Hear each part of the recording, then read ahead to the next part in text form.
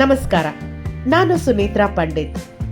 ಬೆಂಗಳೂರಿನಲ್ಲಿ ನೋಡಲೇಬೇಕಾಗಿರುವಂತಹ ಜಾಗ ಇದು. ರಂಗೋಲಿ ಗಾರ್ಡನ್ಸ್ ಜಕ್ಕೂರ್ ಹತ್ರ ಇದೆ. ರಾಚೇನಹಳ್ಳಿ ಇದೆಯಲ್ಲ, ಆ ಜಾಗದಲ್ಲಿ ಈ ರಂಗೋಲಿ ಗಾರ್ಡನ್ಸ್ ನೆಲೆಸಿದೆ. ನಾನು ನಮ್ಮ ತಂದೆ ತಾಯಿ ನನ್ನ ಮಕ್ಕಳು ಎಲ್ಲರನ್ನೂ ಕರ್ಕೊಂಡು ಅಲ್ಲಿಗೆ ಹೋಗಿದ್ದೆ. ತುಂಬ ಅದ್ಭುತವಾಗಿತ್ತು. ಅಲ್ಲಿರುವ ಪ್ರತಿಯೊಂದು ಬೊಂಬೆಗಳಿಗೆ ಜೀವ ಇದೆಯೇನೋ ಅನ್ಸುತ್ತೆ. ಕರ್ನಾಟಕ ಶ್ರೀಮಂತ ಸಾಂಸ್ಕೃತಿಕ ಪರಂಪರೆಯ ನಾಡು.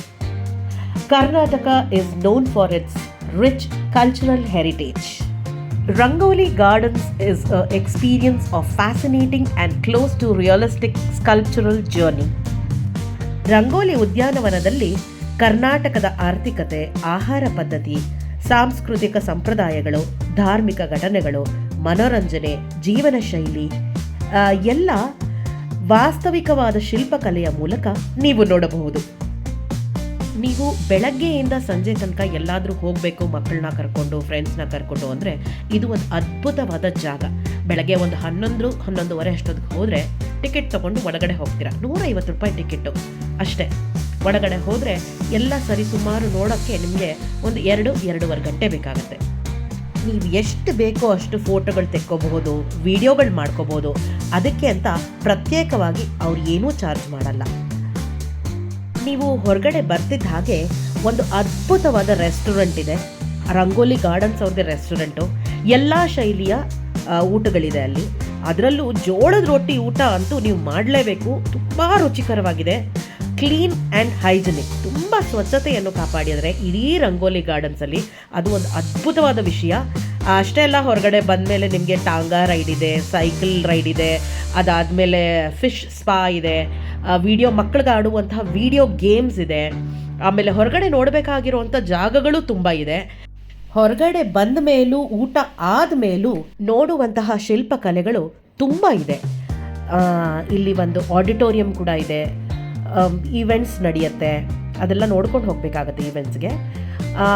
ಅಷ್ಟೇ ಅಲ್ಲ, ಇದು ಸೋಮವಾರದಿಂದ ಭಾನುವಾರದವರೆಗೂ ಓಪನ್ ಇರುತ್ತೆ. ಬೆಳಗ್ಗೆ 11 ಗಂಟೆಯಿಂದ ಸಂಜೆ 5 ಗಂಟೆವರೆಗೂ. ನೀವು 11:30 ಹೋದರೆ ಒಂದು 4:30-5 ಗಂಟೆ ತನಕ ನಿಮ್ಮ ಟೈಮ್ ಹೋಗೋದೇ ಗೊತ್ತಾಗಲ್ಲ.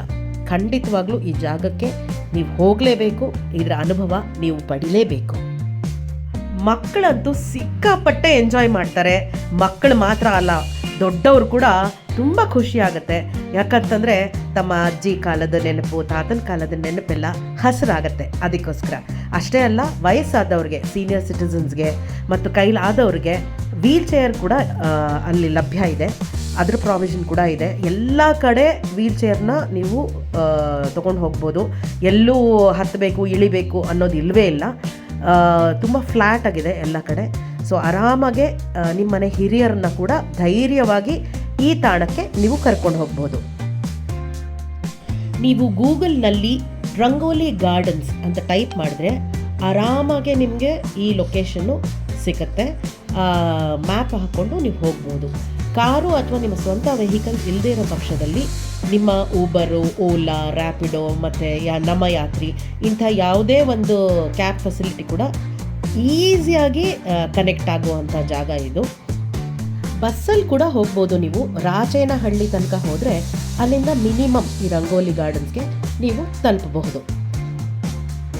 ರಂಗೋಲಿ ಗಾರ್ಡನ್ಸ್ ಹೋದರೆ ನೀವು ಹಳ್ಳಿಯ ವಾತಾವರಣ, ಅಲ್ಲಿನ ಆಟ ಪಾಠ, ಅಲ್ಲಿನ ಮಾರುಕಟ್ಟೆ, ಅಷ್ಟೇ ಅಲ್ಲ ಕಂಬಳ, ಆಮೇಲೆ ಕುಸ್ತಿ, ಹೇಗೆ ಅಲ್ಲಿ ವ್ಯಾಪಾರ ಮಾಡ್ತಾಯಿದ್ರು, ಹೇಗೆ ಜನ ಅಲ್ಲಿ ವಾಸ ಮಾಡ್ತಾಯಿದ್ರು, ಉಳಿವೆ ಮಾಡ್ತಾಯಿದ್ರು, ನಮ್ಮ ರೈತರು ಹೇಗೆ ಬದುಕ್ತಾಯಿದ್ರು ಅನ್ನೋದರ ಒಂದು ದೊಡ್ಡ ಅನುಭವ ಆಗುತ್ತೆ. ನಿಜವಾಗ್ಲೂ ನೀವೆಲ್ಲರೂ ಹೋಗಲೇಬೇಕು. ಮಸ್ತ್ ಮಜಾ ಇರುತ್ತೆ. ಮಕ್ಕಳನ್ನ, ನಿಮ್ಮ ಮನೆಯವ್ರನ್ನ, ನಿಮ್ಮ ಸ್ನೇಹಿತರನ್ನ ಕರ್ಕೊಂಡು ಹೋಗಿ ಒಂದು ದಿನದ ಒಂದು ಅದ್ಭುತವಾದ ಟ್ರಿಪ್ಪನ್ನು ನೀವೆಲ್ಲರೂ ಎಂಜಾಯ್ ಮಾಡಿ ಅಂತ ಹೇಳ್ತೀನಿ. ಸೊ ಈಗ ವಿಸಿಟ್ ಮಾಡಿ ರಂಗೋಲಿ ಗಾರ್ಡನ್ಸ್. Thank you.